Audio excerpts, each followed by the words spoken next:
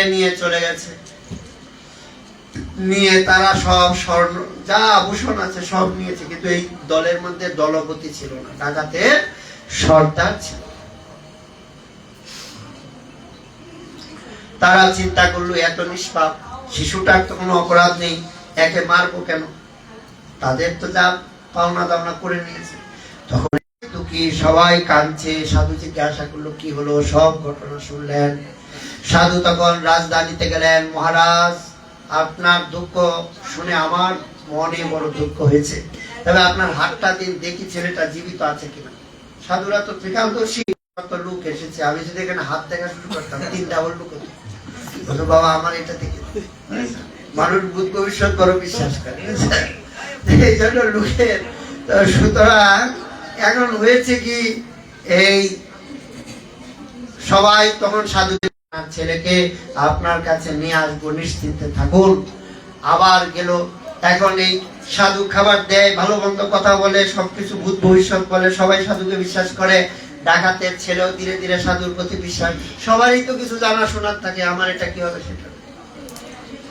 তখন এই ঘনিষ্ঠতা হওয়ার পরে হঠাৎ করে তো বলা যায় না সবকিছু, অপ্রিয় সত্য কথাও বলতে বলেন কি মহাশয়, আমার বাবা মাকে নিয়ে কথা তুলছে, এরাই তো আমার বাবা মা, কিন্তু মাথার মধ্যে পুশিন খুলে দিয়েছে, রোগ ঢুকিয়ে দিয়েছে। সাধু আর কিছু বলছে, বাড়িতে গেছে। এখন যখন এই তাকায় উত্তরটা তো বলে না, তাকিয়ে আপনার ছেলের 100 ভাগের মধ্যে 5 ভাগ এখন আপনার প্রতি অনুরাগ হয়েছে, এখন 95 ভাগ বাকি আছে, এখনো আনা যাবে না। আপনি আমার গতি, আপনি যেভাবে বলবেন তাকে। ডাক্তারের কাছে আপনি গিয়েছেন, যখন নিয়ে এসেছে তখন চিকিৎসা করে বলছে ভালো হয়ে যাবে, কোনো অসুবিধা নেই, এক দেশি গরুর দুধ খাওয়াবেন, খাঁটি গরুর দুধ, তাহলে ঠিক হয়েছে। ওষুধ দিয়েছি। আর ছেলে তো দুষ্ট, সুতরাং ওই জন্য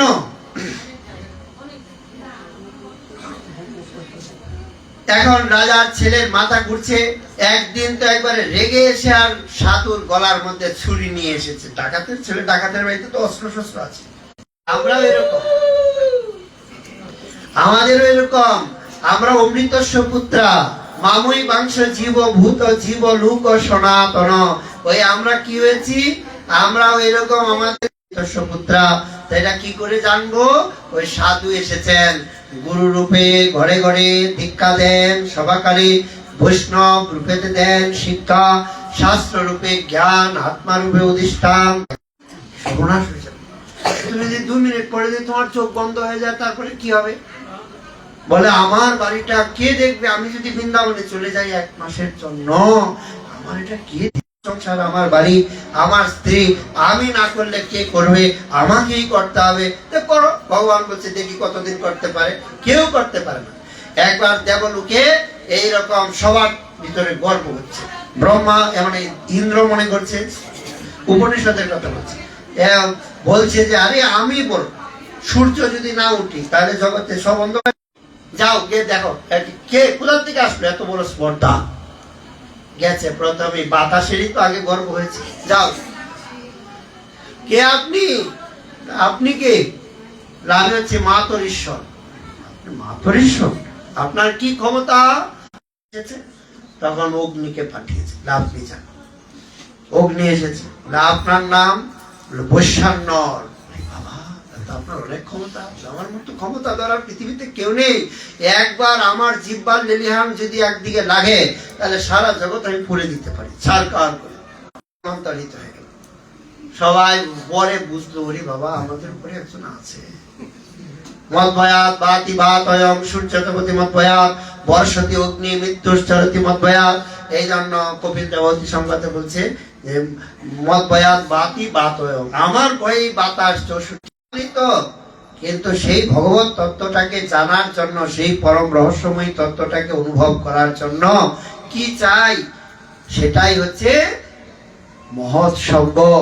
তাদের সঙ্গ না হলে বোঝা যায় না যে আমরা কে, কোথা থেকে এসেছি, কোথায় যাব। দুধ দিয়ে ধুইলে আর কয়লার ময়লা যাবে। গুরু বৈষ্ণবের কাছে দেহটা যখন সমর্পিত হবে, তখন তাদের জ্ঞানাগ্নির দ্বারা আমাদের এই কামাগ্নি দগ্ধীভূত হবে।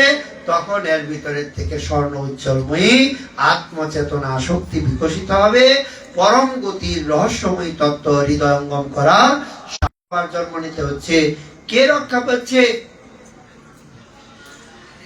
কেউ রক্ষা পাচ্ছে না। তিনি যাকে রক্ষা করবেন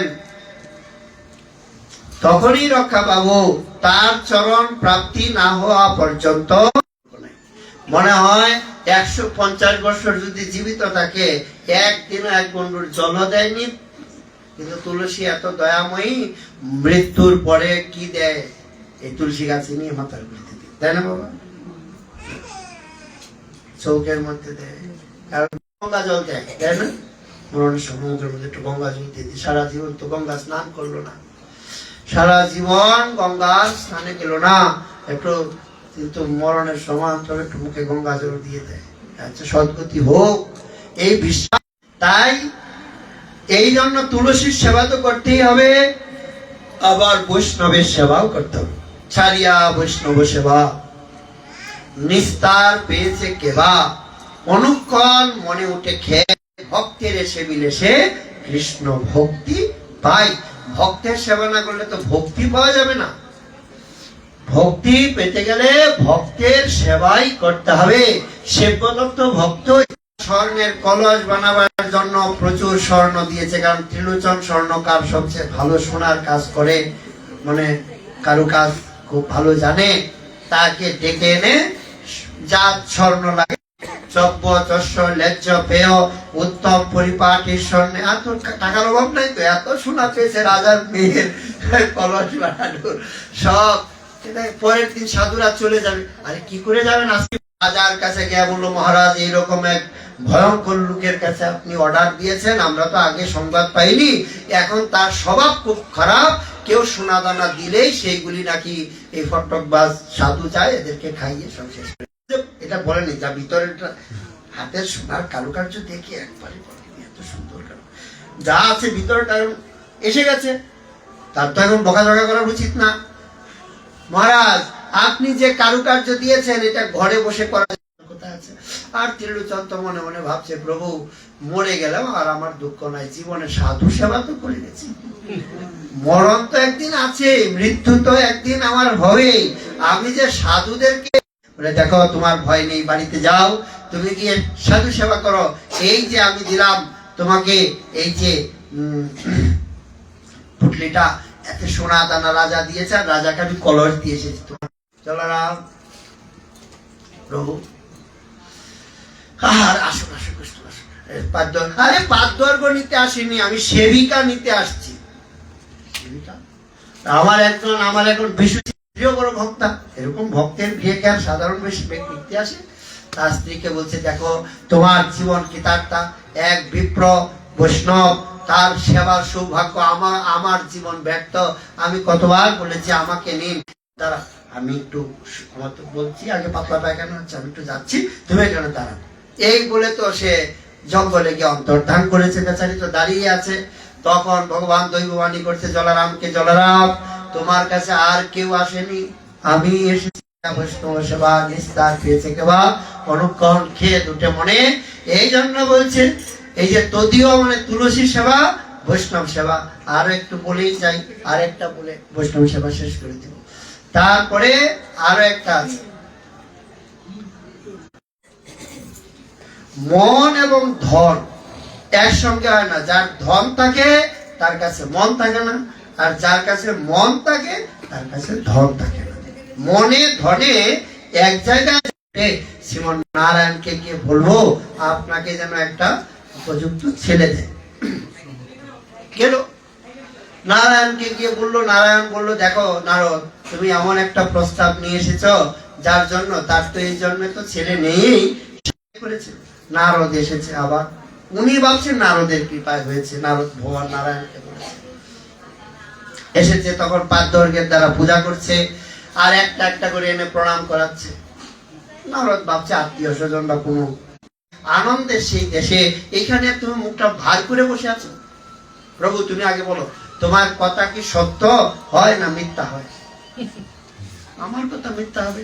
আমার নামই সত্য স্বরূপ, সবই সত্য হয়। না না না প্রভু, বাক্য, কৃষ্ণের বাক্য ব্যভিচারী হতে পারে, কিন্তু ভক্তের বাক্য কখনো কৃষ্ণ ব্যভিচারী করেন না। এমন মহিমা যারা, যাদের একটা কি লক্ষ লক্ষ দৃষ্টান্ত আছে, খালি এগুলি বললে বলবে সাধুকে আমাদের এগুলি শোনাতে আসছে না, এগুলি বেশি বলা যাবে না। একবার ব্রহ্মা সারা পৃথিবীর তীর্থগুলিকে ডেকে আর তীর্থের রাজা বানিয়ে দিলেন সেই প্রয়াগকে, তীর্থরাজ প্রয়াগ। আরামে ঘুমানো যায় না, এত খাওয়া যায় না সময় মতো, তারপরে ঠিক মতো কেউ পরিচিতি নাই, কোথায় খাবো কোথায় থাকবো কি হবে, ওই ক্লেশের জন্য তীর্থ যায়। এখন তো তবুও গাড়ি ঘোড়া হয়ে গেছে, আগে তো পায়ে হেঁটে যেতে হতো কত জায়গায়। ব্রাহ্ম মুহূর্তে জাগলে দীর্ঘায়ু হয়, নিরোগ হয়। প্রাচীন মুখে মহৎ পরম্পরায় শুনেছি ব্রাহ্ম মুহূর্তে মলয় হচ্ছে এর থেকে, মানে মলয় পূর্বতের থেকে বাতাস কখনো উত্তরীয় আর কি। 10 টাকার মধ্যে 2-4টা আলু, 2টা মরিচ, একটু ধনে পাতা, 2টা টমেটো দিল, বেঁধে নিয়ে গেল। এই 10 টাকার সবজি দিয়ে 20 জন খাবে, বুঝেছো? পাতলা আলুর দম করলো, রুটি বানালো, এইটুকু বাটিগুলি আমরা মাঝে মাঝে ব্রজবাসী গলিটির মধ্যে বসে খাবো। আমাদের একটা চেষ্টা করতে হচ্ছে এদের জন্মজাত বৈরাগ্য, আহার স্বাভাবিক, কারণ আহার নিদ্রা বিজিত। আহার এবং নিদ্রা এই দুটা ভক্তির বড় অন্তরায়। ভক্তি রত্নাকর পঞ্চম তরঙ্গ মথুরার যে অনন্ত মহিমা বর্ণনা করেছে, আমাদের রূপ গোস্বামী পাদ মথুরার মাহাত্ম্য লিখেছে। তারপরে ব্রহ্মাণ্ড পুরাণ, বড় সরল উদার চিত্ত হতে হয়। স্বামী স্ত্রী দুজন তীর্থাটনে এসেছে। এখন স্বামী সারাদিন গিরিরাজ পরিক্রমা করে রাত্রের বেলায় এক ঝুপড়ি রেখা, অনন্ত মহিমা, অচিন্ত বৈভব, চিন্তামণিময় ধাম, ওখানকার সঙ্গে আমাদের বিশ্বের কোন স্থানের তুলনা আমরা করতে পারি না। অতএব সেই চিন্তামণি, তার ভিতরে গর্ব এসেছে, আমি সম্রাট, আমার কাছে নিবে না তো নিবে কার কাছ থেকে? মনে মনে তুমি কোথাকার সম্রাট, এইটুকু একটা রাজ্যের সম্রাট, আমি অনন্ত অনন্ত ব্রহ্মাণ্ডের সম্রাটের সেবা করছি, তোমার আর কি সাম্রাজ্য কি আছে? মাথা মুড়ানো, আপনি যে কোন রাজ্যের মধ্যে আছেন এটা আগে বুঝতে পারিনি, আমাকে ক্ষমা করে দিন, আমি এগুলি মেরামত করতে পারবো না, যাই আমি এবার। কি আছে? একটা সমুদ্র আছে, আর একটা জগন্নাথের মন্দির আছে, কিন্তু সমুদ্রের নিচে যে কত কিছু আছে আমরা দেখেছি, তিমি মাছ আছে, আরো কিছু জানি না, তো সমুদ্রের নিচে কিছু আছে। এইরকম এই ভাগবতের ভিতরে যে ক্রম সন্দর্ভ লিখেছে, মানে আগে বৈষ্ণব তুষুনি লিখেছে, লঘু বৈষ্ণব তুষুনি লিখলেই তো একটাই তো কথা, তোমার তো হয়ে গেল। আবার সনাতন গোস্বামী এর উপরেই লিখছে বৃহৎ বৈষ্ণব, শত শতবার আবৃত্তি করে মহাপ্রভু শুনছে নিমাই পণ্ডিত, মহাপ্রভুর উপাধি তৎকালীন সময় বিদ্যাসাগর, কিন্তু তিনি বারবার কি পাচ্ছেন এর মধ্যে, কি এমন লুকিয়ে আছে, বারবার আমরা মনে করি হয়তো বাবা পড়ালেখাই জানে না, আর ছেলে জজ হয়ে গেছে, ব্যারিস্টার হয়ে গেছে, বাবার আনন্দ হয় না? দেখুন ভাই, আমি তো দস্তখত করতেও জানি না, আর আমার ছেলেটা যা হয়েছে। অনেক লোক থাকে আগে পিছিয়ে পড়াশোনা গুরুকরণ করেছে। বাল্মীকি আর হলো ব্যাসদেব, এরা দুজন নারদের বড় শিষ্য, আর ছোট শিষ্য হলো প্রহ্লাদ আর ধ্রুব। এদের মহিমায় নারদ বড়, গুরুদেবতা কোকিলের সর্বদা বল্লভ।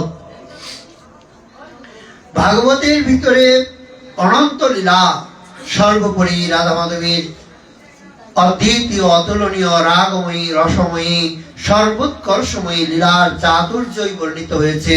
শ্রীমৎ ভাগবত মোহিত হয়ে যান লুটতি মাধব, যমুনার জলে লুটিত হয়েছে।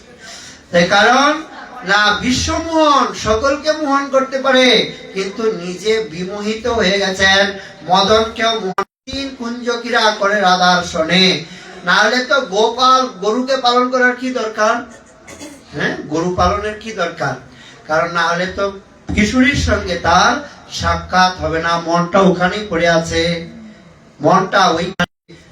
রঘুনাথ দাস গোস্বামী পাদ বলছে, অদ্ভুত কঠিন নিতরাং বিরহা নলিন হৃদয়ং দ্বন্দ্ব মান কিলকা বিদাসী, হৃদয়টা করে দগ্ধীভূত হয়ে যাচ্ছে। তখন সখীগণ ঝুটি বানিয়ে দিয়েছে, আর ললিতা হয়ে গেলেন বলরাম। এইভাবে সব সখীগণ শ্রীরাম সুদাম স্থুক কৃষ্ণ বলরাম সব সাজিয়ে সুসজ্জিত হয়েছে, কিন্তু বাঁশি কোথায়, শিঙা কোথায়? কৃষ্ণের নাড়াচাড়া করলে শরীর ঘেমে নেমে একা করে। মোটা মানুষ হলো কিরকম মানুষ, গাছের তলে ঘুমাচ্ছে, কৃষ্ণ অনেক দূরে গরু চড়াচ্ছে।